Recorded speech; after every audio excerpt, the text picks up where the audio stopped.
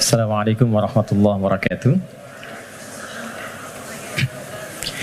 Alhamdulillah wassalatu wassalamu ala Rasulillah wa ala alihi wa sahbihi wa man walah wa ba'du. Faya ahbaballahi wa ahbaba rasulihi sallallahu alaihi wasallam, usi nafsi wa iyyakum bitaqwallahi faqad fazal muttaqun fala tamutunna illa wa antum muslimun. Faqala ta'ala ya ayyuhalladzina amanu taqullaha haqqa tuqatih wa la tamutunna illa wa antum muslimun. Teman-teman sekalian, mengawali jumpa kita di pagi menuju siang ini, kita bersyukur pada Allah Subhanahu wa taala masih diberikan kesempatan untuk bertemu, bersilaturahim dan menuntut ilmu.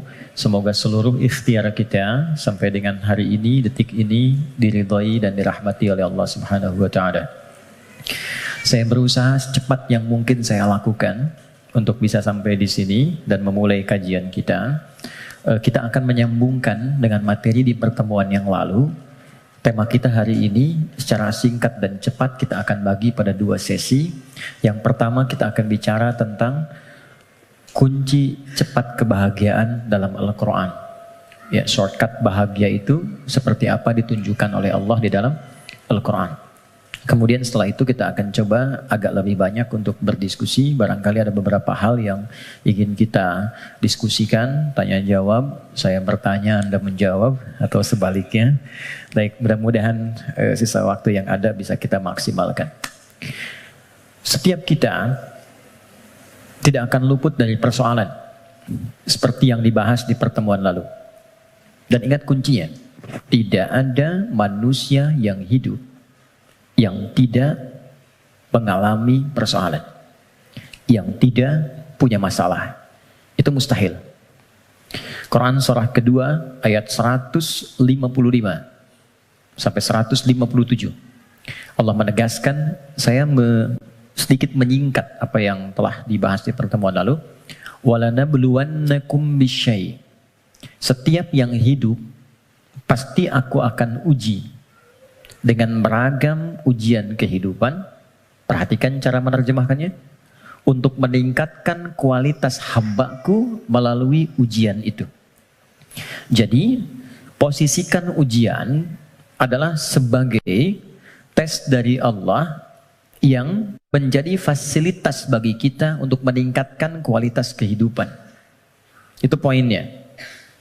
Ragamnya kata Allah bisa banyak. Minal khauf, kadang ada kegelisahan, kekhawatiran akan apapun. Kekhawatiran di rumah tangga, kekhawatiran di pekerjaan, kekhawatiran di kehidupan sosial, dan lain sebagainya. Wal ju', rasa lapar, apapun bentuknya. Wa naqsim minal amwal, harta berkurang. Ada hal-hal yang biasa kita nikmati menjadi tidak kita dapati. Wal anfus, diuji dengan penyakit, sampai ada yang menggoncang jiwa, bahkan sebagian kerabat mungkin yang paling dekat dengan kita meninggalkan kita dan wafat. Wathamarat, ada hasil kerja keras yang telah kita titi sekian lama ternyata diambil oleh orang lain. Wabasyiris sabirin, dan berikan kabar gembira. Ternyata desain ujian itu akhirnya kebahagiaan. Jadi kalau kita menjalani semua apa yang Allah ujikan kepada kita itu dengan benar, itu endingnya itu bahagia. Endingnya kebahagiaan, kenyamanan, ketentraman, kedamaian. Jadi desain yang kedua, masalah kehidupan itu disiapkan oleh Allah, bukan ingin membuat kehidupan seorang hamba bermasalah, tapi untuk satu, meningkatkan kualitas kehidupannya. Yang kedua, menghadirkan kebahagiaan sejati yang mengiringi aktivitas hidupnya. Untuk logika yang pertama, supaya mudah dipahami, bukankah setiap anak-anak kita yang belajar di sekolah harus melewati ujian sebelum dia lulus? Bukankah ujian itu parameter untuk menguji kenaikan kualitas pengetahuannya? Maka hukum ini, kaidah ini, logika ini tempatkan pula dalam ujian yang Allah berikan kepada kita. Anggaplah kita menjalani aktivitas kehidupan dan memang itu nyata adanya. Lalu ada tantangan yang dengan itu akan meningkat keadaan diri kita. Bertambah kesabaran, bertambah mentalitas, Semakin keluar air mata, semakin siap kita menghadapi tantangan berikutnya dan sudah tidak ada air mata lagi yang dikeluarkan. Karena sudah melewati batasnya. Kemudian akhirnya kebahagiaan. Nah, kita baru bicara tentang awal dan tengahnya di pertemuan lalu. Gimana menuju akhir dengan bahagia itu? Memanage satu persoalan yang orang lihat dengan masalah, kita melihatnya sebagai jalan menuju kebahagiaan. Oke, itu cara pertama untuk kita menyikapi terlebih dahulu. Jadi memosisikan persoalan kehidupan apapun bentuknya. Ya. Kadang selalu disebutnya dengan masalah gitu kan. Padahal Allah menyebutnya dengan tes, ujian.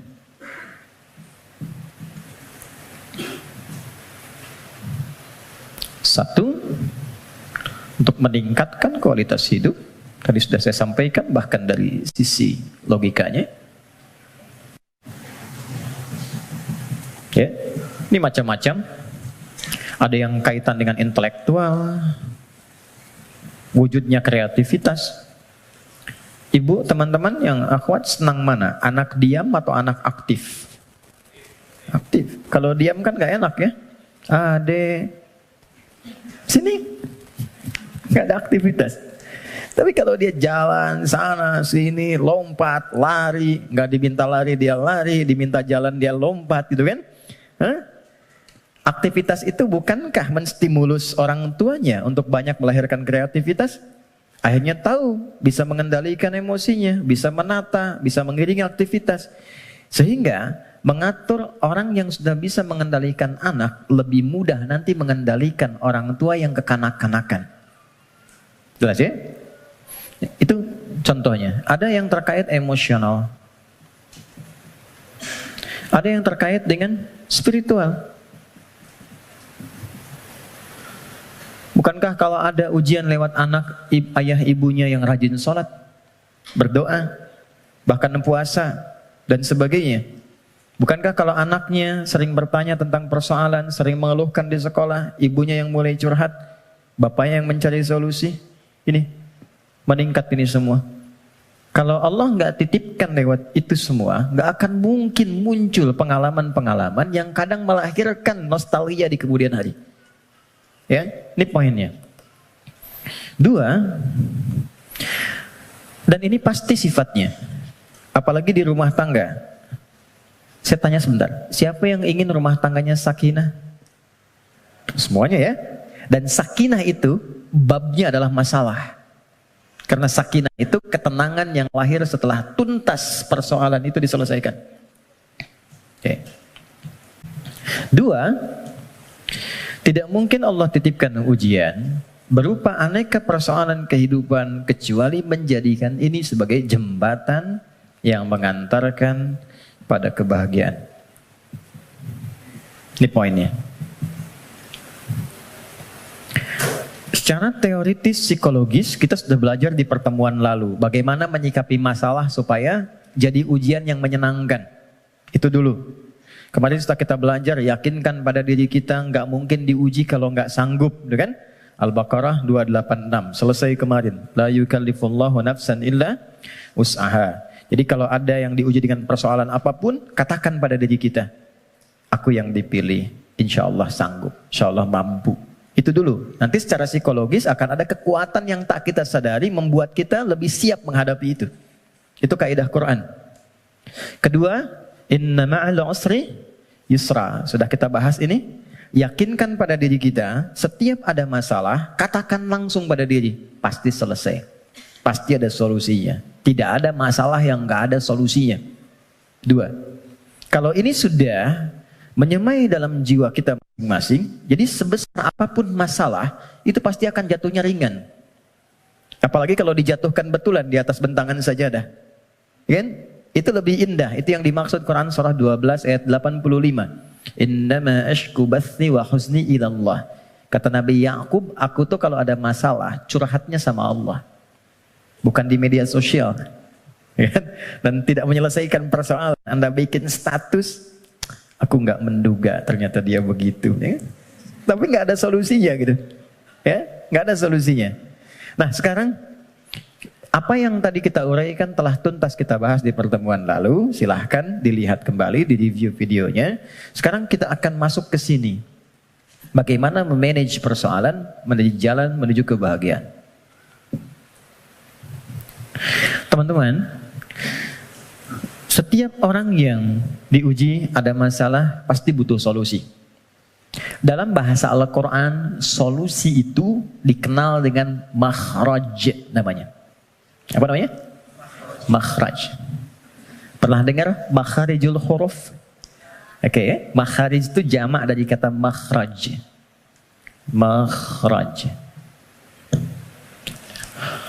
Makhraj itu jalan keluar. Jadi kalau teman-teman misalnya umrah atau haji, ada lewat jalan di atasnya tulisannya makhraj, jalan keluar. Exit, kan? Nah, di dalam Al-Quran, setiap orang yang diuji dengan persoalan kehidupan, itu fitrahnya sudah pasti menginginkan jalan keluar. Ini saya pengen keluar, ini bahasa kiasan. Ini ada tempat penuh dengan masalah, saya pengen keluar. Apa jalan keluarnya? Apa makhrajnya? Kalau kita keluarkan ayat-ayat terkait dengan solusi dari setiap persoalan yang endingnya kebahagiaan, maka kita akan temukan satu. Quran, surah ke-65. Kita mulai dengan basicnya Quran dulu ya, supaya nggak bisa didebat gitu. Kalau teori manusia kan bisa didebat ya, tapi siapa yang mau mendebat firman Allah? Jadi saya mulai dengan Quran, hadis. Jadi kalau hadisnya didebat, Anda mendebat Rasulullah gitu. Baik, oke. Quran surah 65 ayat surah At-Talaq. Akhir ayat kedua, di akhir ayat kedua, di awal ayat ketiga. Dan nanti indahnya kenapa ditempatkan di surah At-Talaq. Ya. Bahkan di titik paling nadir pun dari persoalan itu, yang kadang sengketanya, kadang di ujung seakan melahirkan perpisahan dan sesuatu yang tidak diinginkan, itu ternyata masih bisa disisipkan ending yang membahagiakan. Ya. Ya, kita bacakan ayatnya. Bismillahirrahmanirrahim. Langsung ke ujungnya saja, karena kita agak terbatas waktunya. Wa may yattaqillaha yaj'al lahu makhraja. Satu. Oke. Kalau saya tuliskan kelihatan ya, insyaallah ya. Dan kalaupun belum tampak secara langsung, nanti bisa direview videonya, jadi bisa terlihat lebih jelas. Saya naikkan ke atas. Waman, ini. Yang saya highlight dulu. Wa may yattaqillaha. Gini. Ya, dan kelebihan. Wa may yattaqillaha. Nih, kuncinya ini. Saya kotaki. Baru saya turunkan ke sini, ya ja'allahu makhraja. Makhraja. Oke, kita temukan kalimat makhraj di Quran. Satu. Waman, saya baca dengan man dulu, tidak saya baca dengan tajwid. Waman. Dan siapapun. Saya agak kurang sepakat dengan terjemahan dan barang siapa. Karena saya cari sampai sekarang nggak pernah ketemu itu barang punya siapa gitu. Barang siapa. Oke. Jadi saya lebih senang menerjemahkan dan siapapun. Dan siapapun. Nah, man ini di dalam bahasa Arab tuh kaidahnya berbunyi begini. Ismun mausulun yadulu alal faradiyah. Paham? Tidak. Man, konjungsi yang menunjuk kepada objek, kadang subjek, tapi dia menunjuk secara personal, tapi sifatnya luas. Jadi tawarannya berlaku secara personal setiap kita, tapi bersifat terbuka. Jadi kalau ada kata man di Quran, itu Allah sedang berbicara kepada kita, posisikan secara personal. Setiap kita itu sedang dikhitab, ditawari langsung oleh Allah. Dan tawarannya terbuka. Mau laki-laki, perempuan, besar, kecil, tua, muda, siapapun. Kalau ini kemudian disandingkan dengan kata makhraj, yang tadi kita sepakati makhraj itu solusi, jalan keluar. Lawan dari solusi, masalah kan? Ujian kan? Jadi satu kata man saja sudah memberikan kesan bahwa tidak ada satupun di antara kita, bahkan saat ini di ruangan ini, yang tidak punya persoalan. Setiap kita. Tuh, wajahnya udah kelihatan tuh. Setiap kita pasti punya masalah. Kan? Apapun jenisnya. Tapi kata Allah, siapapun Anda, ketika mendapati ujian dari persoalan itu, aku sudah siapkan solusinya. Dan kalimatnya menggunakan ja'ala loh. Ja'ala itu nggak main-main, lekat. Jadi seakan Allah ingin katakan begini, setiap aku titipkan ujian untuk meningkatkan kualitas hidupmu, saat yang bersamaan, ini sudah ada solusinya. Jadi berbarengan dengan itu, ada masalah, ada solusi. Ada problem, ada jalan keluar. Tinggal sekarang, cara kita bagaimana menemukan jalan keluar itu bukan hanya merasakan persoalannya. Jadi diberikan persoalan itu untuk mencari lewat itu solusi yang telah Allah sandingkan tadi. Dan cara mencari itu ujungnya adalah ini, kebahagiaan. Apa jembatannya? Kalau jembatan itu di tengah atau di ujung? Selalu di tengah. Ada dua yang terpisahkan, tengahnya jembatan. Di sini persoalan, di sini solusi. Apa jembatannya? Kita cari yang pertengahan di sini.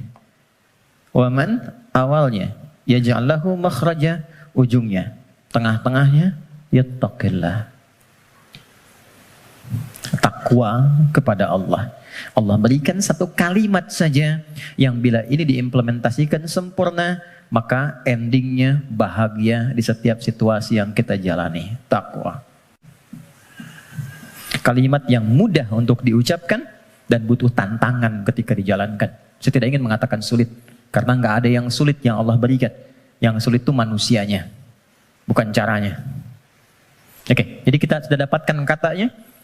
Kalau ada persoalan, ujian apapun dalam kehidupan, maka kalau ini ingin cepat dituntaskan oleh Allah dan endingnya bahagia, maka solusi pertamanya apa?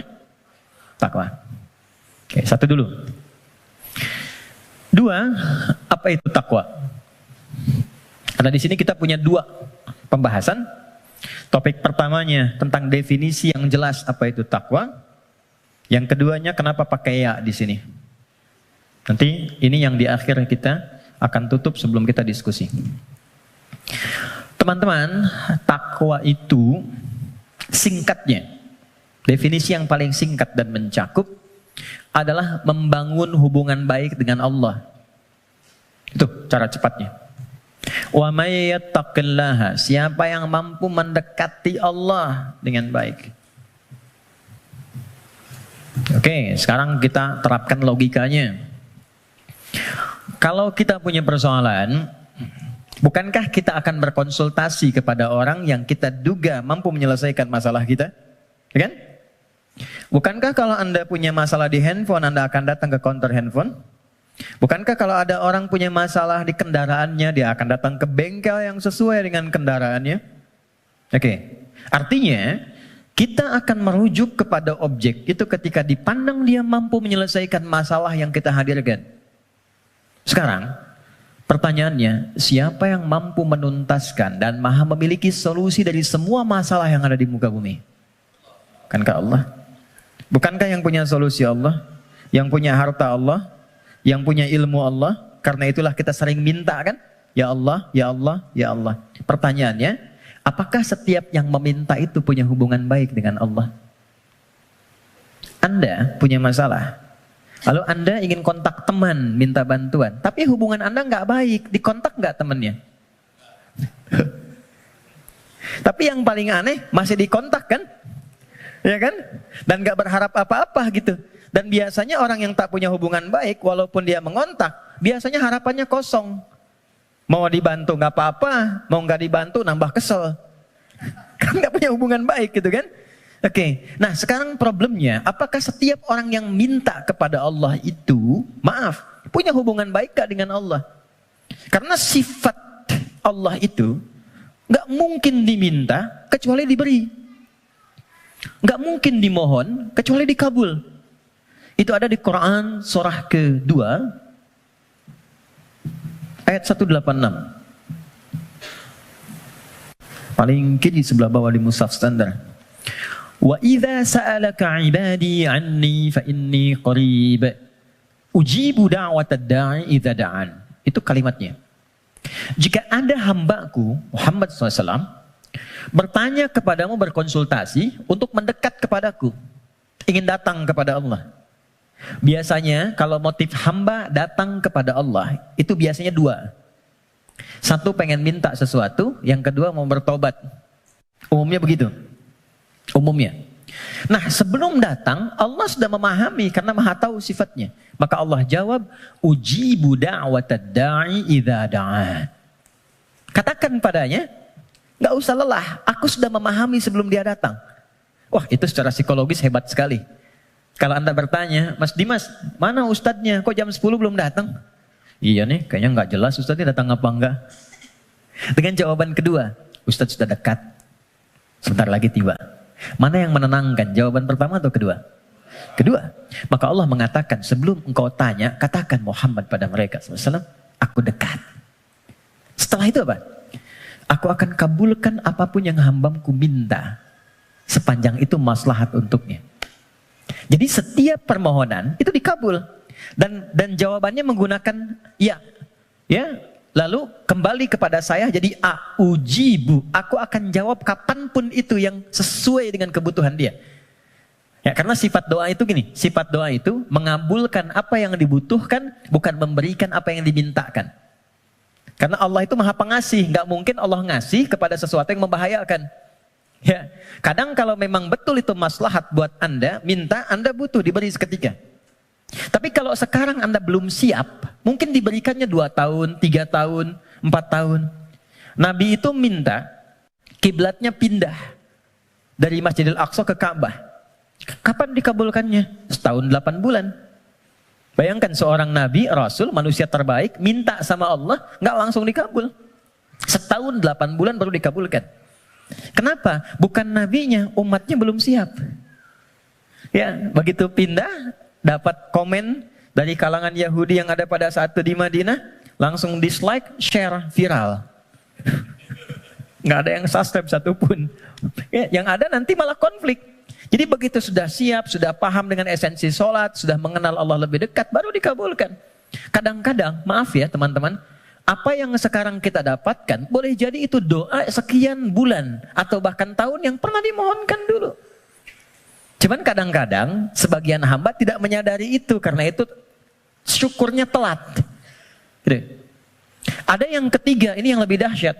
Allah mengganti apa yang diinginkan dengan apa yang dibutuhkan. Seperti pernah saya sampaikan, Anda punya anak, anaknya sakit, konsultasi ke dokter, ini yang terbaik untuknya jeruk. Pulang dari rumah sakit, dia merengek minta apel. Mama, apel, apel, apel. Ini nak, jeruk. Nggak mau apel. Ini jeruk rasa apel. Itu yang terbaik, gitu kan? Oke, kadang-kadang Anda minta motor, dikasihnya mungkin sepeda. Kadang Anda minta mobil A, dikasihnya mobil B. Kadang Anda mengajukan proyek A, dikasihnya proyek B. Yang ini nggak masuk, yang ini dapat. Jadi sifat doa, itu kalau dimohonkan, diberikan. Kalau nggak cocok di dunia, diberikan di akhirat. Itu sudah janji. Karena itu kita masih ada iman akhirat, jadi masih punya harapan. Yang bahaya itu kalau nggak punya keyakinan tentang akhirat, dia nggak punya harapan. Jadi meninggal aja. Kalau kita masih punya harapan, makanya kita belajar ilmu tentang alam kubur, ilmu tentang akhirat, pengetahuan tentang surga neraka. Kenapa? Supaya memunculkan harapan. Ya, sebab kalau ditanya nanti, kalau meninggal kemana, punya jawaban. Kalau orang yang nggak tahu itu ditanya kemana, meninggal ya meninggal aja. Kalau meninggalnya kan sama-sama meninggal. Halo? Ya, baik. Nah sekarang problemnya adalah, bisa ada orang minta, tapi nggak terkabul gitu. Nggak dapat. Apa problemnya? Maka saya kisahkan hadis Nabi. Teman-teman, thumma dzakara ar-rajula yutilu safara ash'atha aghbara. Nabi mengisahkan seorang lelaki yang menempuh perjalanan panjang. Safar. Sifat safar, ingat ya, sifat safar itu cepat mengabulkan doa. Jadi kalau teman-teman sedang safar, kalau dari segi jarak tuh di atas 82 km dari segi jarak. Tapi kalau dari waktu tempuh yang merubah zona waktu lah setidaknya. Ya, Jadi kalau kita misalnya dari sini mau ke Palembang, Papua, Lampung, safar. Tapi ingat, safarnya menuju tempat yang baik. Ya deh? Ini mau safar ke Makau, safar ke Las Vegas misalnya, itu bukan safar namanya. Memang jalan jauh tapi bukan dalam konteks yang dibenarkan. Nah, orang yang menempuh perjalanan jauh dalam rangka kebaikan, apalagi diniatkan ibadah, maka berpotensi mengabulkan doa di setiap titian perjalanannya. Maka alih-alih banyak foto dan bikin status, saran saya, isi dulu dengan doa. Isi dulu dengan doa. Dua, yamuddu yadaihi ilas sama, dia mengangkat tangannya ke langit. Gini, saya tidak bermaksud mengajarkan, hanya share saja. Biasanya begini yang mudah untuk dilakukan. Kalau Anda angkat telapak begini, ada garis kan ya? Ada garis ya? Nah, yang paling mudah itu begini, satukan garisnya. Ini, lalu di sini letakkannya. Nanti ada babnya, semakin tinggi dan luas permohonan, biasanya semakin diangkat, semakin terbuka. Seperti doa istisqa, minta hujan. Doa istisqa itu begini. Nanti ada di khutbah Jumat, misalnya khatib begini. Ya, sebetulnya tidak diatur secara spesifik, yang penting ngangkat. Tapi umumnya riwayat mengatakan ngangkat dekat ke dada. Saya yang praktekkan begini. Nah, singkatnya, hadis sahih mengatakan, orang yang mengangkat tangan dengan berdoa, itu lebih cepat intinya dikabulkan dibandingkan dengan yang diam. Innallaha hayyun karimun. Allah itu maha mulia dan sangat merasa malu kalau seorang hamba mengangkat tangannya tidak dikabulkan doanya. Itu jawaban dari Nabi kepada seorang sahabat yang bertanya, "Ya Rasulullah, kalau ada seorang hamba mengangkat tangan dan memohon kepada Allah, apakah dikabulkan?" Kata Nabi, bagaimana menurutmu jika ada temanmu minta kepadamu sambil menengadahkan tangannya begini? Ya, Mas Andrian, tolong sesuap nasi aja. Kalau nggak ngasih malu kan? Maka kata Nabi, Allah lebih malu karena sifat rahimnya, lebih malu kalau hambanya mengangkat tangannya lalu dia tidak memberinya. Dua. Tiga, ini kunci cepat. Fayaqulu ya Rabb, ya Rabb. Lalu dia bermohon dengan al-asma'ul husna. Cara ketiga, kalau doa ingin cepat dikabulkan, mulai dengan al-asma'ul husna. Enggak perlu semuanya. Pilih satu nama yang sesuai dengan permohonan yang kita ajukan. Contoh, Allah punya berapa nama? Ya, yang dihitung 99. Itu yang disebut dengan Al-Asma'ul Husna. Quran surah ke-17 ayat 110. Ulidu'ullaha. Kalau engkau punya persoalan, kata Allah, sebut namaku minta. Awid'ur Rahman. Sebut namaku sang pemberi tanpa batas. Maha kasih yang luas. Ayyamma tad'u. Tapi kalau engkau ingin spesifik, falahul asma'ul husna. Pilih satu nama yang sesuai dengan kebutuhanmu. Contoh, Anda minta untuk dilapangkan rezeki. Sebut ya Allah, Allahnya dulu. Allah. Ya Razzaq. Ya Allah, ya Razzaq. Ya Allah sang pemberi rezeki. Anda belajar atau anak Anda belajar, ingin diberikan keluasan ilmu. Ya Allah, ya Alim. Pilih salah satu. Nabi Zakaria ketika bermohon kepada Allah, manusia itu berkata, kamu punya keterbatasan, gak mungkin punya keturunan. Maka beliau menyebut nama Allah sang pemberi tanpa batas. Namanya Ya Wahhab. Disingkat dengan Hab. Ya, Wahhab. Banyak persoalan ingin dikuatkan kesabaran. Ya Sabar. Ya, jadi kalau Anda mau minta, gak harus semua disebut. Nanti yang gak ada, jadi ada. Ya Allah, ya Razak, ya Alim, ya Sabar. Tadinya gak punya masalah, Anda malah punya masalah gitu kan. Oke. Dia menyebut ketiganya. Jadi dia mengatakan ya Rabb, nama ucap untuk pemberian dengan sifat rububiyah. Dia safar dan orang ini mengangkat tangan. Apa kata Nabi? Anna yustajabu lidzalik. Ini susah doanya dijawab. Gimana bisa terjawab? Ternyata dia dalam keadaan sedang punya hubungan yang tidak baik dengan Allah. Kata Nabi, mat'amu haramun. Makanan dia sumbernya dari yang haram. Mashrabu haramun. Minumnya yang haram. Malbasu haramun, pakaiannya dari yang haram. Wa ghudhiya biharamin, dan perangkat hidupnya haram. Saya pegang gelas dari tadi, saya ingin tunjukkan begini. Ini gelas masih terbuka. Gini. Man. Saya bisa masukkan apapun. Spidol, pena, even itu air, dan yang lainnya. Tapi kalau mulai itu tersekat begini, apa yang bisa dimasukkan? Kalau sekatnya masih tipis, mungkin masih bisa ditembus. Sepanjang tajam permohonan, air mata keluar, bermohon dengan lembut dan lirih, masih bisa tembus. Tapi kalau yang menutupnya semakin tebal dan kuat, bagaimana bisa tembus? Maksiat yang membuat kita terhubung, buruk, jelek sinyalnya, koneksinya bahkan terputus dengan Allah, itu yang menjadikan sekat-sekat yang menghambat cawan hati kita untuk menerima pengabulan doa dari Allah Subhanahu wa Ta'ala. Maka tadi saya katakan di awal, bagaimana ada orang punya hubungan yang kurang baik dengan Allah, saat yang bersamaan dia berani meminta. Bersyukurnya Allah punya sifat Rahman dan Rahim yang masih menampung permintaannya dan mengabulkan. Cuman hamba itu yang harus membuka sekatnya dulu supaya pengabulan itu bisa masuk ke dalam dirinya. Jadi sifat Rahman Allah menjadikan doanya tetap dikabul. Cuman mental. Itu maksudnya. Ya Allah Maha Adil, tetap memenuhi janji, diminta diberikan, cuman terpental. Karena apa? Sekatnya belum dibuka. Nah, untuk membuka sekat itu dan dibangun kembali hubungan baik, itu yang disebut dengan takwa namanya. Ya.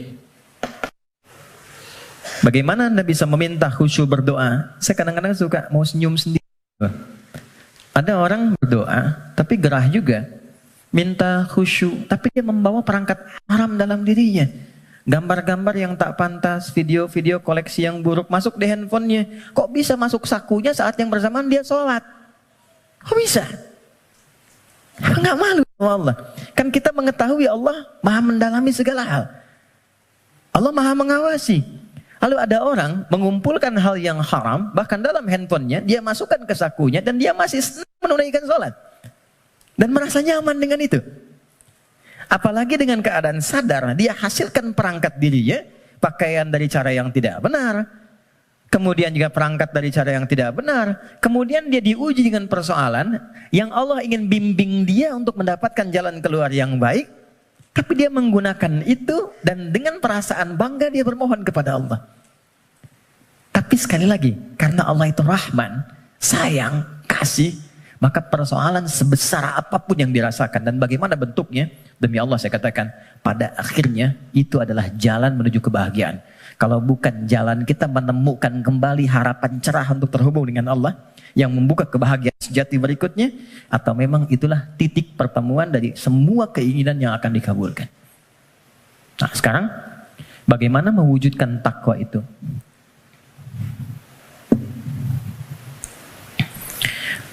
Teman-teman, halo? Kenapa serius begitu? Tenang ya, tenang. Nah, baik.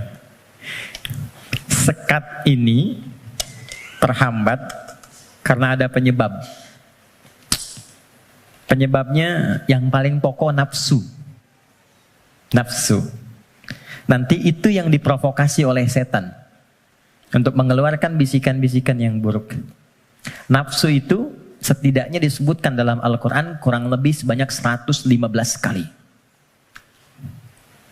115 kali. Oke. Nah, jadi kita harus mencari kata takwa dalam Quran yang disandingkan dengan nafsu. Kata takwa itu dengan semua derivasinya disebutkan dalam Al-Quran 240 kali. Dan yang bersanding dengan nafsu itu 115 kali.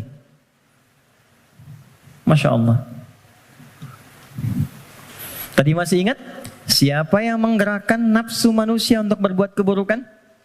Setan kan? Setan disebutkan 88 kali dalam Al-Quran. Saya ulang. Siapa yang menggerakkan nafsu manusia untuk berbuat keburukan? Kok begitu sekali melihatnya? Setan disebutkan sebanyak 88 kali dalam Al-Quran. Saat yang bersamaan, kita pun diberikan oleh Allah itu perangkat takwa. Lawan dari nafsu. Quran surah 91 ayat 7 sampai 10. Wa nafsin wa ma sawwaha fa'alhamaha fujuraha wa taqwaha. Yang fujur itu nama lain dari nafsu. Takwa itu bagian ya tertentu dari tubuh kita sebagai gambaran nilai kebaikan. Nah, yang mensupport takwa itu malaikat. Pernah nggak merasakan begini? Ketika azan berkumandang, Allahu Akbar, cepat sudah azan, siap-siap. Pernah merasakan itu? Nah, itu yang bisikan malaikat. Pernah nggak ada bisikan begini? Ketika misalnya melakukan satu perbuatan atau terfikir untuk berbuat yang tidak benar, ingin berdusta pada pasangan, hati kecilnya mengatakan jangan lakukan, itu nggak benar. Pernah ada begitu? Itu bisikan malaikat. Teman-teman, malaikat disebutkan dalam Al-Quran sebanyak 88 kali.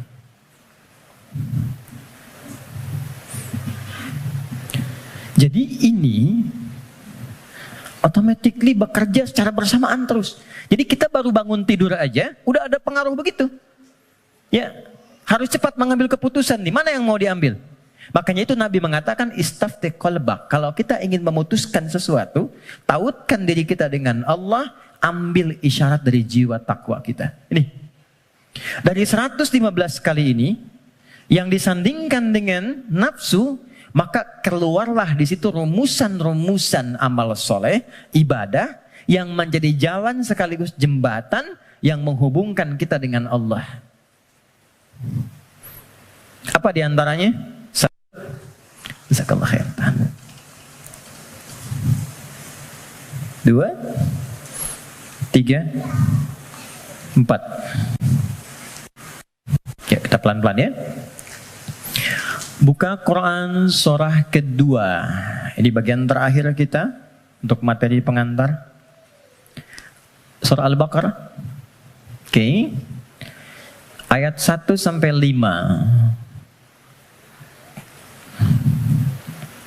Quran surah 2 Al-Baqarah ayat 1 sampai 5. Ayat 1-nya pembuka, ayat 2 sampai 4 itu jembatan takwanya, ayat 5 adalah ending kebahagiaannya. Oke. Ya, kita mulai. Pembukanya Allah sampaikan Alif Lam Mim. Aku akan berikan informasi dari firman-Ku yang mudah untuk dipahami, mudah untuk dibaca, mudah untuk diamalkan, semudah engkau mengucapkan alif, lam, dan mim. Alif yang keluar di lisan, a dari rongga di sini, lam sampai di lidah, mim sampai di bibir. Semudah engkau berucap, semudah itu pula Quran bisa dibaca, dipahami, dan diamalkan. Dzalikal kitabu la raiba fi. Tapi engkau mesti yakin, kalau ingin mendapatkan manfaat dari Quran ini, engkau mesti yakin tanpa ragu terhadap apa yang akan aku sampaikan dan mengamalkan apa yang aku bimbingkan di dalamnya. Teruskan. Dzalikal kitabu la raiba fihi hudal lil muttaqin. Isi Al-Quran aku telah siapkan menjadi pedoman kehidupan, petunjuk hidup untuk semua kegiatan yang mengiringi bagi orang takwa. Muttaqin itu jamak dari kata taqi. Taqi itu satu orang. Quran surah ke-19 ayat 12 sampai 15. Ya Yahya khudhil kitaba biquwwah wa atainahu al-hukma sabiyya wa hananan min ladunna wa zakatan wa kana taqiyya. Jadi kalau taqi satu orang. Ya. Misalnya Mas Doni punya anak Hamzah yang bertakwa satu orang. Diberi nama Hamzah At-Taqi. Hamzah aku harapkan jadi insan yang bertakwa, misal. Kalau banyakan, itu berubah namanya menjadi muttaqin. Kalau menjadi objek muttaqin, jadi subjek muttaqun. Kata Allah, aku telah siapkan isi Quran sebagai pedoman berkehidupan. Objeknya siapa?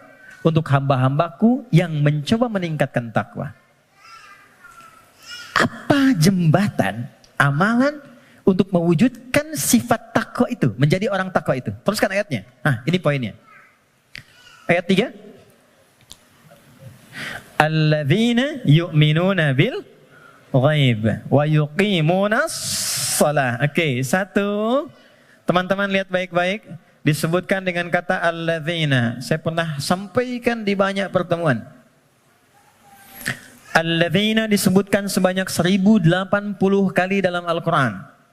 Dan menunjuk pada semua objek tanpa batas. Siapapun.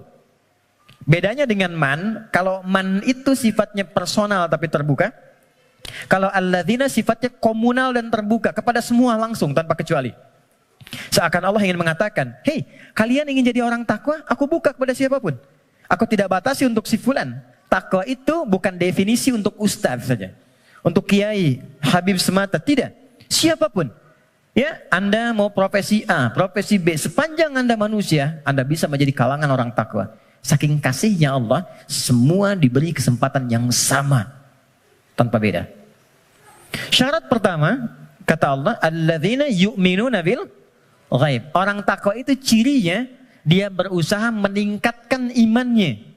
Kalau di terjemahan teman-teman lihat beriman kan? Tapi kalau kita lihat dari karakter gramatikal bahasa Arabnya, pakai ya di situ bentuknya jama'un, yu'minun, ya itu bentuknya kalau kita tarik ke dalam bahasa Inggris misalnya bentuk present, continuous, and future. Ada progresif, kontinuitas. Jadi kalau kita menemukan satu kata ada ya-nya, artinya di situ ada usaha terus meningkatkan sampai kapanpun. Alladzina yu'minuna, orang takwa itu, dia bukan sekedar beriman. Kalau sekedar beriman, baru beriman amanu namanya. Amanu itu baru beriman. Oke? Tapi kalau dia mau menerus meningkatkan imannya supaya lebih kuat, maka berubah katanya dari amanu menjadi yu'minun. Satu, diniatkan untuk meningkatkan iman.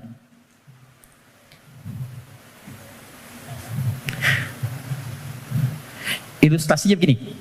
Tadi subuh jam berapa? 4 lewat berapa? 4 lewat 8. Ada lagi yang lain? 4 lewat 5, 46, 48. Kita ambil 48 ya. 4 lewat 8. Allahu Akbar, Allahu Akbar. 4 lewat 8.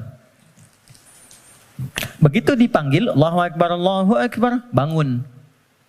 Sadar ada panggilan, siap-siap untuk menunaikan salat. Jam 4 lewat 8 dipanggil, jam 4 lewat 8 bangun. Itu namanya iman standar. Oke. Bukan kuat, iman standar. Oke. Baik, gini. Teman-teman kerjanya jam 8. Datang jam 8, standar gak? Standar kan? Ya. Kerja jam 8, datang jam 8, standar ya? Standar. Kalau Anda datang jam 7, itu baru istimewa. Ya, itu baru kuat, bagus. Dipanggil jam 4 lewat 8, Anda siap-siap dari jam 3.30. Nunggu panggilan, kan? Itu kuat namanya. Dipanggil jam 4 lewat 8, nunggu dari jam 2. Istimewa. Ya. Yang sering terjadi itu begini, dipanggil jam 4 lewat 8, baru sadar jam 8 lewat 4. Ya. Okay. Ini problemnya. Dan masih menuntut untuk solusi segera gitu kan. Nah, ini. Nah, teman-teman, jadi orang yang yu'minun itu, dia tahu dia beriman, dia tahu dia dipanggil sholat, tapi dia ingin selalu meningkatkan keimanannya. Maka dia naikkan, biasa dipanggil jam 4 lewat 8, jam 4 dia mulai bangun. Naik lagi jam 3.45, 3.30. Semakin Anda mampu meningkatkan itu dan nanti ada rasa dalam jiwa. Ya, petunjuknya begini. Biasanya kalau iman sudah mulai meningkat dalam bab sholat itu, ada orang yang ketinggalan sholat sunnah itu hatinya gelisah. Padahal yang fardu itu belum dipanggil. Karena biasa tahajud, subuh 4 lewat 8, dia bangun jam 4 lewat 5. Lalu ketika dia lihat jam, ya Allah terlambat saya. Padahal subuh aja belum. Nah itu jadi akan melahirkan satu getaran pada jiwanya, yang bahkan memosisikan ibadah sunnah itu kehilangan, jadi sesuatu yang sangat mahal. Kalau yang ini yang standar, atau ini yang di bawah standar, kadang-kadang terlambat sholat fardu pun biasa aja. Ini, ya. Nah ini yang dimaksud yu'minun. Jadi kalau ingin menjadi manusia takwa yang dimudahkan segala persoalan kehidupannya, ini kan eksklusif. VVIP, nggak semuanya orang bisa. Hal yang pertama dilakukan adalah niatkan untuk meningkatkan iman dulu. Naikkan imannya. Jalannya bagaimana? Amalannya langsung. Cara meningkatkan iman itu satu. Wa yuqimunas shalah. Perhatikan tulisannya teman-teman di situ. Ya, biarkan saya saja supaya antum fokus untuk melihat, ya, dan bisa maksimal untuk mengamalkan. Biarkan saya mengembalikan pada fitrah diri saya.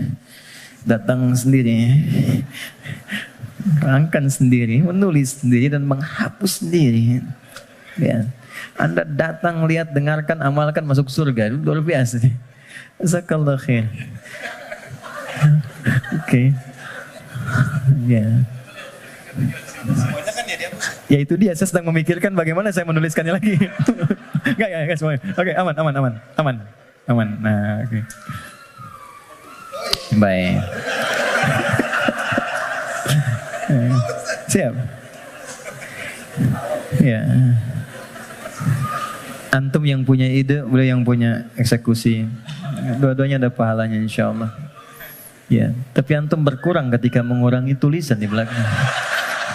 Oke.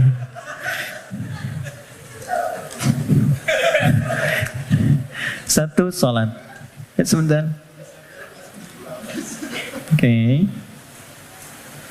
Coba lihat di mushafnya, tulisannya mesti begini. Nah, harus begini. Yuqimunas sholata. Enggak boleh beda. Harus begini. Karena nanti ada yang begini. Gini. Ada yang begini. Salawat. Kalau yang begini artinya sekali, tunggal. Kalau yang begini artinya sholat fardu 5 waktu. Contoh Quran surah kedua Al-Baqarah ayat 238. Hafidhu 'alas sholawat. Bentuknya begini. 5 waktu. Kodenya boleh dicatat 24434. Yang 5 waktu 24434. 2 sholat subuh, 4 sholat zuhur, 4 sholat asar, 3 sholat maghrib, 4 sholat isya. Ini. Tapi kalau yang begini, itu melampaui yang fardu. Melampaui yang fardu. Melampaui yang fardu bukan tambah bilangan fardu. Kalau gitu nanti besok subuh dari biasanya 2 jadi 4. Tidak. 2. Melampaui yang fardu artinya menambah dengan yang sunnah. Loh, Anda kan pengen masuk kelas VIP. Kalau kelas tribun biasa kan bayarnya biasa. Nontonnya kan biasa. Ya kan? Tapi kan permintaannya pengen yang spesial. Kalau pengen spesial, ibadahnya pun harus selaras dong. Harus adil, harus sama, harus spesial juga. Makanya tingkatkan dari sekedar yang fardu. Kalau kita ingin membangun jembatan takwa mulai saat ini, maka coba sekarang keluarkan menu-menu sholat sunnah apa saja yang bisa dilakukan. Jangan terlalu ekstrim dulu. Yang penting tahu dulu. Misal, yang siang ada apa saja? Kita mau masuk sholat zuhur misalnya. Sebelum zuhur itu ada sholat sunnah. Ada 4 rakaat. Bisa dibagi 2. 2 rakaat, 2 rakaat. Kalau nggak sempat waktunya untuk 4, bisa 2. Hadis Ibnu Umar. Sebelum asar ada 4 rakaat. Rahimallahu mra'an shalla qabla al-'asri arba'an. Misal, salat mutlak. Malam misalnya ada tahajud. Kita ingin coba bangun tahajud. Nggak usah yang tinggi-tinggi dulu. 2 rakaat aja dulu. Ya, 2 rakaat untuk melatih kenyamanan hati dan fisik kita. Jangan dipaksakan dulu. Malam ini 11, besoknya berhenti. Ya. Dan nggak usah panjang-panjang dulu. Saya selalu mengatakan kalau pengen tahajud dimulai, maka mulai dengan 2 rakaat tahajud, 1 witir. Ya, dan gunakan surah paling favorit yang bisa kita ucapkan, kita bisa bacakan. 3 kul kan? Dari wajahnya tuh kelihatan. Rakaat pertama, qul a'udzu birabbil falaq, al-falaq. Ya kan? Antum kan enggak jauh dari al-asr, an-nasr, al-kautsar, al-falaq, an-nas, al-ikhlas. Pada ikhlas semua tuh. An-Nas. Tutup witir dengan 1 rakaat. Al-Ikhlas. Ikhlas banget. Saking ikhlasnya cuma 1 gitu ya. Oke. Oke. Coba dulu itu. Sampai jiwa kita merasa bosan. Nyaman jiwanya. Tapi kan kita mulai merasa bosan. Masa ini terus? Besok kan jadi naik kan? Jadi 4. Terus tambah ad-duha, al-insyirah. Lama-lama menikmati. Nah, ketika menikmati itu yang disebut dengan halawatul iman, nikmatnya beriman. Sudah pengen pindah surat. Kalau para penghafal Quran tuh adik-adik RKM biasanya murajaah. Al-Baqarah, Ali Imran, An-Nisa, biasa. Tapi kalau sudah paham esensi tahajud, yang dibaca itu kadang kalau sudah mengerti surat yang sesuai dengan kebutuhannya.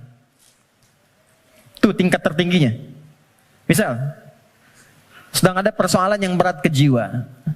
Nggak harus tinggi-tinggi. Baca rakaat pertama ad-duha, kedua al-insyirah. Kita nggak harus tinggi-tinggi. Dan kita merasakan itu. Pengen membangun hubungan baik dengan Allah. Pengen taubat gitu kan. Pengen mendekat. Pengen jadi ahli surga. Baca surat Az-Zumar misalnya. Pengen husnul khatimah. Bacakan surah Al-Fajr misalnya. Ya, kan di penghujung ayatnya. Ayat 27 sampai dengan ayat 30. Ya kan? Sampai terasa kenikmatannya. Itu yang dimaksud dengan wa yuqimunas shalah. Dan tunaikan dengan khusyuk, dengan merasakan itu. Ya, ini poinnya. Jadi untuk menjadi orang takwa, amalan pertamanya apa? Salat. Untuk itulah ia disebut salat, dari kata silah asalnya. Silah. Dari kata wasala yasilu wusulan wasilatan. Wasalah itu sampai, ibadah yang menyampaikan hajat kita kepada Allah disebut dengan salat. Karena itu semua isinya doa. Silah, kalau teman-teman bikin simpul yang kuat talinya begini sehingga sulit dilepaskan, gini, disebut dengan silah namanya. Hubungan erat yang sulit dilepaskan. Pernah dengar silaturahim? Kenapa disebut silaturahim? Karena ketika Anda kumpul, terhubunglah ya satu hubungan chemistry, perhatian yang itu nggak lepas saat pulang. Jadi silaturahim itu wujudnya bukan saat kumpul. Kalau kumpul Anda menyapa, wajar orangnya ada. Kalau kumpul Anda tersenyum, wajar temannya ada. Silaturahim itu ketika Anda pulang, Anda masih ingat kawan Anda dan Anda doakan dia. Anda sapa dia. Anda berikan apa yang sanggup Anda bisa sampaikan. Saya diajarkan pada guru kami saat selesai belajar dan siap untuk mengajar. Pesan guru saya waktu itu, nak, kalau engkau mengajar siang hari, tatap yang mampu engkau tatap dari orang yang belajar itu. Sampaikan dengan tulus, malam kau bangun, kau sholat minta sama Allah. Bayangkan orang-orang kau tatap itu. Mintakan ya Allah mudahkan urusan hidupnya, sehatkan mereka, bahagiakan mereka, tanamkan kedamaian dalam jiwa mereka. Mudahkan mereka untuk memahami apa yang dipelajari. Itu yang menjadikan ilmumu akan bermakna. Ya. Dan jangan pernah mencari dunia. Karena Allah pasti akan cukupkan.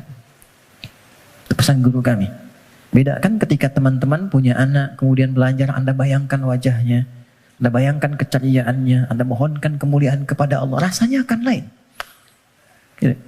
Nah, menyambungkan sesuatu dengan kuat itulah silah. Ibadah yang melatih kita terhubung dengan Allah supaya terus tersambung di setiap situasi, itulah sholat namanya.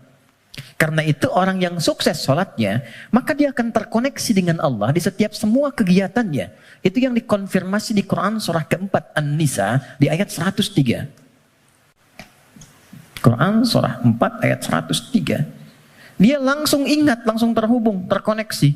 Sesuatu yang terhubung, terkoneksi, ingat disebut dengan zikir namanya. Makanya habis sholat kita zikir kan? Karena boleh jadi saat sholat banyak yang lupa, belum terkoneksi dengan Allah. Ya? Bahkan ada orang yang kata Nabi sendiri mengingatkan, hatta la yash'ural musalli kam raka'atan yusalli.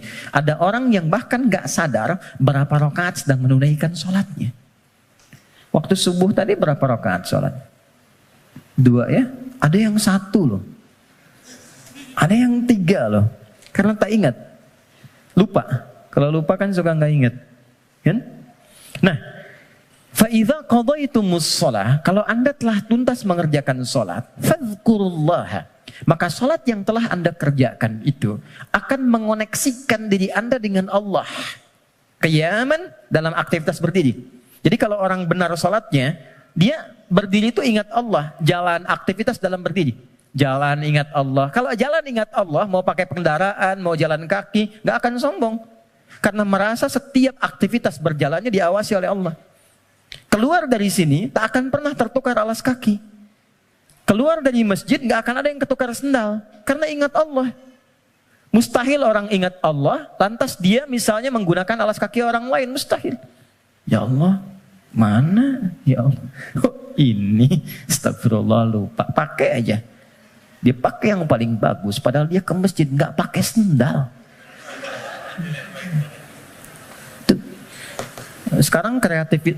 Maksiat tuh udah banyak kreatifnya sekarang. Jadi Anda bayangkan, orang berbuat maksiat aja makin kreatif sekarang. Jadi kenapa Anda berbuat baik minim kreativitas? Munculkan. Fadhkurullaha qiyaman wa qu'udan wa 'ala junubikum. Maka duduk pun ingat Allah. Makanya dia bekerja depan komputer, nggak ada yang bisa menambahkan nol, merubah proyek dan sembarangan, tanda tangan di tempat yang tidak jelas. Itulah salat. Nah, ini yang saya katakan di awal. Takwa itu amalannya jembatan yang menghubungkan kita dengan Allah. Tandanya sudah ada ketenangan. Jadi kalau sholatnya sudah enak, akan ada perubahan pada perilaku. Ya, tenang, nyaman, damai. Maaf teman-teman, saya ingin konfirmasi yang tadi saya sampaikan. Yang menjadikan seseorang tergerak berbuat maksiat sehingga mudah diprovokasi setan, itu apanya tadi? Nafsunya kan? Nah, nafsu itu punya dua karakter. Ketika memberikan bisikan keburukan, ammaratum bisu, Quran surah 12 ayat 53, wa ma ubarri'un nafsi innan nafsa la'ammaratum bisu, bentuknya dua. Satu, bisikan syahwat yang didorong pada perbuatan-perbuatan yang disebut dengan fahsya namanya. Fahsya itu bentuknya penyimpangan syahwat. LGBT, homoseksual, ya, pornografi, porno aksi, kata-kata jorok dan sebagainya, itu fahsya namanya. Nah, semakin bagus salatnya, itu akan terkontrol, ditutup itu. Jadi merubah perilaku lebih baik. Tekan. Yang kedua, ada keburukan, was-was dari nafsu yang dimanfaatkan setan untuk berbuat tindakan-tindakan yang diingkari langsung oleh bagian tubuh kita. Nggak sepakat bagian tubuh kita. Biasanya nafsunya dari perut dan akal. Mencuri, merampok, gibah, bikin hoax, menipu dan sebagainya. Sesuatu yang diingkari secara langsung disebut mungkar namanya. Jadi ada fahsya, ada mungkar. Maka konfirmasi ini ditetapkan oleh Al-Quran di surah ke-29 di ayat ke-45. Quran surah 29 ayat 45. Perhatikan semua simpul hubungannya. Utlu ma uhiya ilaika minal kitab wa aqimis shalah innas salata tanha 'anil fahsya wal. Jadi mengerjakan amalan takwa pertama dengan menunaikan sholat itu bisa mencegah nafsu supaya tidak liar, tidak keluar fahsya, tidak keluar mungkar. Kalau sudah yang buruknya ditekan, maka muncul lawannya yang baik. Nafsu ditekan, takwanya naik. Manusia kan cuman begitu. Ya, yang keluar di lisan itu kan cuman dua. Kalau bukan kata-kata baik, kata-kata buruk kan. Kalau buruknya nggak ada, baiknya keluar. Kalau pulsa kebaikannya banyak, dia yang keluar. Tapi kalau buruknya banyak, baiknya kosong, buruknya naik, baiknya tertekan. Itu aja. Itu yang dimaksud al-imanu yazidu wa yantaqis. Yazidu bitta'ah, yantaqis bil maksiat. Kalau bermaksiat, naik buruknya. Kalau bertaat, naik baiknya. Ini konfirmasi awal. Maka nafsu dengan sholat bisa ditekan, maksiat bisa dihilangkan, sekat bisa dibuka. Dibukalah sekatnya. Ini. Pelan-pelan. Maka demi Allah saya katakan ya, sejahat-jahatnya kejahatan yang pernah diperbuat oleh penjahat. Sejahat-jahatnya kejahatan yang pernah diperbuat oleh penjahat. itu akan sirna dan tuntas dengan menunaikan sholat yang benar ditunaikan. Karena itu hal pertama yang dilakukan oleh orang-orang yang ingin membuka lembaran hidupnya dan dia bangun hubungan baik. Demi Allah saya katakan, sholat. Larinya ke masjid. Dan lihat apa yang terjadi. Yang pertama Allah berikan bukan dunianya dulu teman-teman. Bukan dunia. Anda punya masalah, terlilit utang piutang dan sebagainya. Bukan dilunasi utangnya dulu. Tapi ditenangkan dulu hatinya. Nanti dari situ bisa membaca esensi kehidupan. Kemana sebetulnya hidup saya ini? Diajari nanti oleh Allah. Pola hidupmu salah selama ini. Makanya terjebak begini. Apa belum tiba waktunya kau menjadi orang yang baik? Apa enggak lihat orang-orang dulu yang pernah dulu begini, lebih buruk dari kamu, sekarang dia bisa jadi orang baik. Maka ditampakkan kisah si fulan. Enggak sengaja lihat YouTube, keluarnya malah sesuai dengan apa yang kita butuhkan. Dibuka. Nanti setelah sadar, keluar air mata tuh.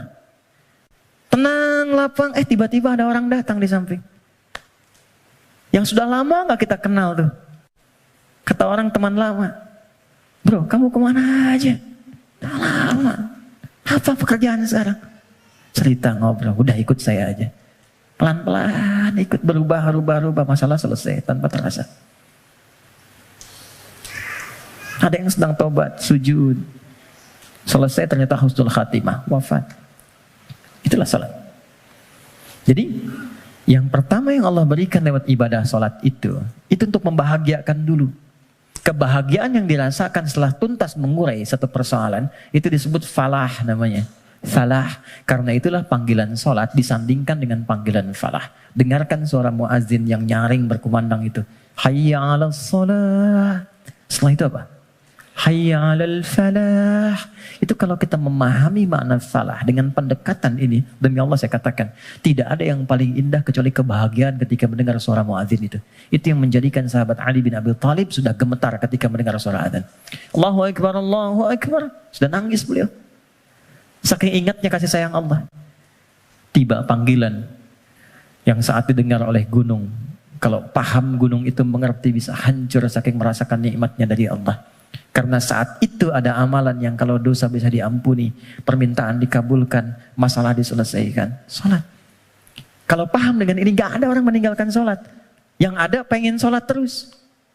Pengen sholat. Oke, satu. Saya cepat ya, supaya kita agak waktu untuk diskusi. Dua, wa mimma razaqnahum yunfiqun. Sekarang ada cara takwa menggunakan harta.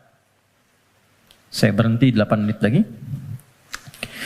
Kalau sholat kan nggak bayar ya? Di MRBJ bayar? Nggak ya? Oke, gratis kan? Artinya semua orang bisa melakukan itu. Jadi nggak ada yang bisa ngeles. Ya? Karena nggak ada perangkat lain yang menyertai. Kedua, harta. Jadi ada skema lewat ibadah fisik berupa sholat. Yang kedua ada skema takwa lewat harta. Ternyata harta itu bukan sekedar kenikmatan yang menjadikan kita nyaman dalam menjalani kehidupan dunia. Bukan semua fasilitas dunia, bukan. Tapi itu juga bisa menjadi perangkat yang mengentaskan solusi dari masalah yang dialami. Apa bentuknya nanti? Ada skema infak, ada skema zakat. Teman-teman hati-hati dengan zakat ya, karena sangat sensitif. Anda sengaja tidak berzakat, maka jadi racun hartanya. Bisa merusak kepada yang lainnya. Itu. Apalagi terwariskan nanti. Jadi makanan dimakan oleh anak atau siapapun, ya harus hati-hati. Infak, itu nilainya tinggi. Infak itu bukan sekedar menghadirkan pahala yang sangat luar biasa. 700 kali lipat paling sedikit. Jangan dibatasi di situ. Al-Baqarah ayat 261. Ya, masalul ladzina yunfiquna amwalahum fi sabilillahi kamathali habbatin ambatat sab'a sanabil. 1 jadi 7. Fi kulli sumbulatin mi'atu habbah kali 100. 1 kali 7 kali 100, 700 kali lipat. Itu maksudnya pahala ya. Pahala, bukan perkalian feedback ke kita, bukan. Jangan bayangkan begini, kalau saya infak 1.000, balik 700.000. Bukan begitu cara memahaminya. Itu enggak tepat. Yang dimaksud, Anda mendapatkan 700 kali lipat pahala di akhirat nanti. Jarak satu keduanya 500 tahun.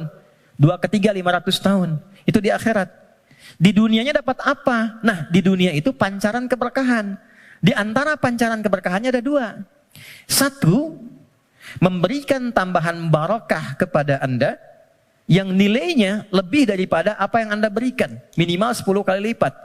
Misal, dijaga dari sakit yang kalau berobat nilainya sekian. Dijaga dari musibah yang kalau dialami keluarnya mesti sekian. Itu. Yang kedua, ini yang paling menarik. Infak dengan harta itu kalau diniatkan sesuai dengan keinginan yang kita mohonkan pada Allah, itu bisa mengentaskan persoalan yang sedang dialami. Itulah wasilah tawassul dengan harta. Rumusnya Quran surah ke-5 ayat 35. Saya pakai Quran, jadi nggak bisa dibantah. Ya ayyuhalladzina amanu taqullah. Hai orang-orang beriman, tingkatkan takwamu kepada Allah, wabtaghu ilaihil wasilah, dan cari wasilah dalam rangka menunaikan takwa itu. Apa wasilah diantaranya? Bisa menggunakan harta. Harta. Yuk, saya kisahkan dengan singkat, cepat sekali. Kalau mau infak, coba yang pertama, ini nasihat saya dari Quran. Orang pertama yang kita tuju kalau ingin berikan infak, orang tua. Siapa? Orang tua. Berikan yang terbaik yang mampu kita persembahkan. Itu ada di Quran surah kedua ayat 215. Yas'alunaka madza yunfiqun. Mereka banyak berkonsultasi bertanya pada Muhammad apa yang harus diberikan kalau pengen infak. Dijawab oleh Quran dengan dua jawaban. Qul ma anfaqtum min khair. Katakan kalau ingin infak, kaidah pertama yang terbaik. Bisa Anda beli mangga 5. Ibu masih ada. Berikan yang paling besar, yang paling bagus, yang terbaik itu buat ibu. Kalau mau dibagi. Contoh aja. Kemudian lil walidain. Urutannya kalau ingin diberikan satu yang pertama orang tua. Belakangnya nanti ada 4 lagi. 5 golongan utama. Wal aqrabin, kerabat terdekat. Wal yatama, orang-orang yatim. Wal masakin, orang-orang miskin. Wabnis sabil, orang yang kesulitan di perjalanan. Tapi yang pertama orang tua. Jadi teman-teman, kalau orang tua masih hidup, apa yang bisa dipersembahkan walau tidak diminta. Sedang ada masalah misalnya kan, mohon kebaikan pada Allah, bikin makanan datang pada orang tua, minta doanya. Jadi sederhana tapi dalam, minta doanya. Ada kitab namanya Al-Adabul Mufrad karya Al-Imam Al-Bukhari. Dikisahkan seorang berkonsultasi pada Ibnu Abbas radhiyallahu taala anhuma, pengen taubat, dosanya banyak. Apa jawab Ibnu Abbas? Ibu masih ada enggak? Ada katanya. Udah, pulang aja, berbakti pada ibumu. Sayangi ibumu, buat beliau merasa senang terus. Nanya lagi orang ini, kenapa mesti ibu? Kata Ibnu Abbas, saya tidak pernah mendapati di Quran dan keterangan Nabi yang terbaik dari bakti kepada ibu untuk mengentaskan semua masalahmu. Dikonfirmasi di Al-Bukhari, ada orang sedang bekerja, tiba-tiba hujan turun, dia berteduh masuk ke dalam satu gua. Tiba-tiba menggelinding satu batu besar. Ini kisahnya viral. Nutup mulut guanya. Dari 3 orang ini sepakat, kita berdoa sama Allah karena udah gak mampu dorong. Minta sama Allah, tawasul lewat amal. Dengan amal itu kita mohon supaya dibebaskan dari sini. Amalnya yang dimintakan. Maka sepakat ketiganya memohon. Di antara ketiganya itu ada orang yang bercurhat demikian, ya Allah, Engkau maha tahu sebelum aku sampaikan. Aku punya ibu ya Allah, yang Engkau maha mengetahuinya. Dan aku bekerja. Tidak pernah aku pulang ke rumah sebelum aku berikan dan aku siapkan susu untuk menu malam ibuku. Dan tidak pernah aku tidur sebelum aku minumkan sendiri susu itu di mulut ibuku. Satu kali, begitu beliau pulang, ibunya sudah tertidur. Maka, beliau tetap membuat susu, dipegang itu susunya sampai ibunya bangun. Dan ibunya sudah sepuh, jadi nggak sadar kalau anaknya itu sudah lama datang, sudah lama nunggu dan berdiri. Ibunya belum merasa tidur, bangun, saya minumkanlah susu itu kepada ibunda tercinta, tanpa pernah cerita sedikit pun bahwa aku sudah berdiri lama di samping beliau. Diminumkan, baru tidur. Ya Allah, jika memang ini menjadi wasilah dari amalku yang bisa menjadikan kami terbebas dari kungkungan batu ini, mohon bebaskan kami dari kungkungan batu ini. Demi Allah, begitu didorong sedikit, keluarlah. Menggelinding. Dan ibu nggak ada batasnya. Cari. Termasuk saya sekarang gitu. Saya kalau mau belajar tuh saya niatkan. Ya Allah, untuk memuliakan ibu. Masih hidup. Dan mohon pahala diakhirkan pada ayah untuk menerangi di alam kuburnya. Dan selalu bertambah kebaikan-kebaikan itu. Tambah. Satu. Jadi infak. Ya. Coba usahakan ya. Dan gak usah terlalu pengen dilihat dunia. Keluar jam 3, setengah 4. Lihat yang nyapu. Yang lagi dorong makanan tuh. Yang dari semalaman bekerja. Pernah gak teman-teman kalau keluar gitu? Kadang-kadang ada yang dorong sampingnya masih murojaah. Ada yang masih sholat. Saya sering nangis tuh lihat, ya Allah. Ini orang udah banyak praktek, kita banyak ceramah. Ya, lu datang. Kita cuma sampaikan nitip ya, itu baru lihat aja sudah nangis. Ya Allah, terima kasih Pak. Ya Allah, mudah-mudahan Bapak rezekinya lancar ya Pak. Sehat ya Pak. Mudah-mudahan semua keluarganya baik-baik ya Pak. Itu ya Allah. Memberi sedikit tapi dapatnya banyak gitu. Itu berharga banget. Yang terakhir Quran. Walladzina yu'minuna bima unzila ilaika wa ma unzila min qablik. Nah, dekati dengan Quran. Ya, saya lihat banyak anak-anak tuh ya. Dekatkan dengan Quran. Walaupun anak-anak yang belajar Qurannya, antum akan dapat berkahnya. Akan dapat kenyamanannya, ketenangannya. Coba tuh, yang di RKM tuh, ya, yang meluangkan waktu dan sebagainya. Memang awalnya lelah, capek, tapi ketika nggak ada libur, ada yang hilang tuh. Nanti ada kenyamanan, ketenangan, kebahagiaan, apalagi pas wisuda dan sebagainya. Tapi yang paling ingin saya sampaikan, ini sudah nyata. Kalau Quran sudah ada di lingkungan kehidupan, maka rumahnya jadi cahaya, ketenangan akan datang. Saya pernah diminta kedutaan Saudi 2018 untuk menjadi Amirul Hajj. Berangkat, mimpin rombongan. Saya kira siapa hampir 500 orang. 2/3-nya anak-anak kecil penghafal Quran. Ternyata yang digendong bapaknya, ibunya, temannya, gurunya.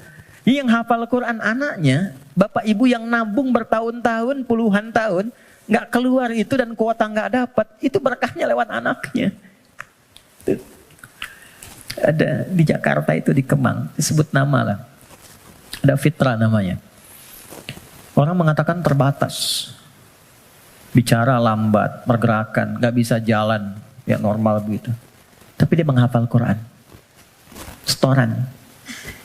An-Naba berapa ayat? Yang paling menarik, Allah titipkan. Dapat hadiah umrah. Berangkat dengan ibunya. Ibu udah nabung, udah segala rupa. Gak punya biaya. Demi Allah, sampai di Madinah. Sampai di Mekah. Dari sejak Madinah sampai tawaf di Ka'bah itu, di Mekah. Ibunya gendong anaknya. Padahal sudah kami kirimkan santri dan juga mutawif untuk gendong itu. Ibunya nolak, enggak. Bu, ibu kan yang mengandungnya, udah bawa dia. Kenapa sekarang masih digendong juga? Justru saya bersyukur kepada Allah dengan adanya fitrah ini. Dialah yang telah membawa saya ke sini. Maka biarkan saya menggendongnya sebagai syukur saya kepada Allah. Ya. Jadi jangan melihat anak Anda punya kekurangan. Gak ada, anak itu semua istimewa. Jangan lihat fisiknya. Jangan lihat perilakunya. Ada keistimewaan yang Allah titipkan di dalamnya. Boleh jadi keberkahan itu di anak Anda. Solusi itu di anak Anda. Bukankah Anda kadang punya masalah lihat anak jadi tenang lagi? Pulang dari kantor lihat anak merajaah, anak menunggu, anak memanggil, Anda ceria lagi. Dekatkan mereka dengan Quran. Gak ada yang paling indah kecuali Anda pulang dari pekerjaan. Dibuka. Anak Anda yang 4-5 tahun tiba-tiba mengatakan, amma yatasa'adun anin naba'il azim. Anda lihat dari belakang. Demi Allah, kecuali Anda mengejarnya. Nunggu di belakang. Anda peluk dia. Dan keluar air mata itu. Gak ada yang paling indah. Dan itu mahal. Apalagi ketika anak Anda telepon, Papa. Dia gak bisa berkata-kata. Kenapa nak? Aku telah selesai hafalan 30 juz. Udah. Kontrak sebesar apapun gak akan bisa membeli itu. Jatuh Anda sujud. Kharru sujada. Sujud. Takwa itu simple. Takwa itu sederhana. Terakhir, saya tutup. Wabil akhirati hum yuqinun. Jangan larut dengan masalah dunia. Ya, sehingga menjadikan Anda meratap dan Anda tidak move on dengan kehidupan berikutnya. Ini sebentar, bukan cuma Anda yang punya masalah, orang lain punya masalah juga. Apakah kebahagiaan yang banyak di masa lalu menjadikan Anda lupa dan habis dengan kesulitan yang hanya sekejap di masa kini? Ada masalah baru 5 menit, Anda hidup udah 50 tahun. Anda lupa dengan kebahagiaan 50 tahun, sehingga habis dengan masalah yang 5 menit. Ingat, kita akan pulang. Kata Allah, bil akhirati hum yuqinun. Ya, yakin dengan akhirat, kalau nggak dapat di sini, di akhirat pasti diberikan. Maka ayat kelimanya, orang yang mampu menerjemahkan takwa dengan kiat-kiat tadi, ulaika ala hudam mir rabbihim wa ulaika humul muflihun. Maka ia akan selalu lekat dengan petunjuk dan lindungan Allah dan kebahagiaan melekat dalam titian kehidupannya. Maka kita teruskan, kembalikan dan kita akhiri dengan Quran surah ke-65 di akhir ayat kedua, di awal ayat ketiga yang sudah dibalik tadi di belakang.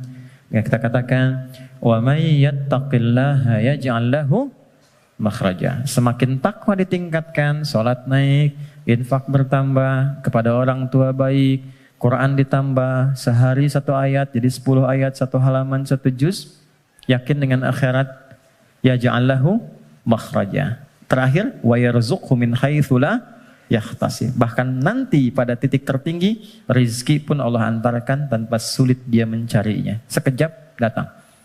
Saya tutup, wa may yattaqillaha yaj'al lahu min amrihi yusra. Kalau sudah semakin tinggi takwanya, maka diringankan semua ujian hidupnya. Bukan gak punya masalah. Ingat, bukan gak punya masalah. Tapi setiap akan dialami, diringankan dulu sehingga dia merasa seakan tak ada masalah. Padahal dia menghadapi hal yang sama. Ada 2 orang berhadapan dengan persoalan yang sama. Yang satu nggak ada masalah, yang satu merasa sulit. Kenapa? Karena yang satu sudah mendapatkan keringanan dari Allah Subhanahu wa Ta'ala. Oke, saya kira itu yang bisa diuraikan di kesempatan ini.